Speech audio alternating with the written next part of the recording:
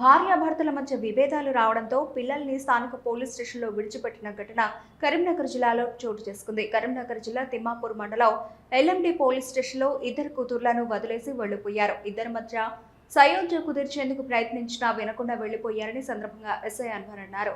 తల్లిదండ్రులు అలుగునూరులోని తమిళ కాలనీలో నివాసం ఉంటున్నట్టు సమాచారం. కాగా తల్లిదండ్రుల కోసం పిల్లలు కంటతడి పెట్టిన తీరు చూసి పోలీస్ స్టేషన్కు వచ్చిన వారు సైతం కంటతడి పెడుతున్నారు.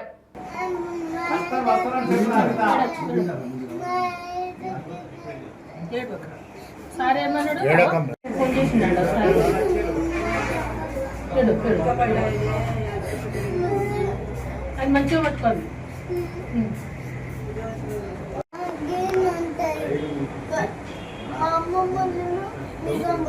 ఇక్కడికి ఎందుకు వచ్చింది? అమ్మమ్మ నిజామాబాద్.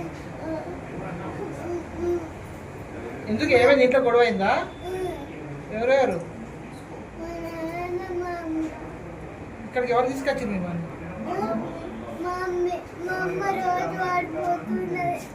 మమ్మీయా?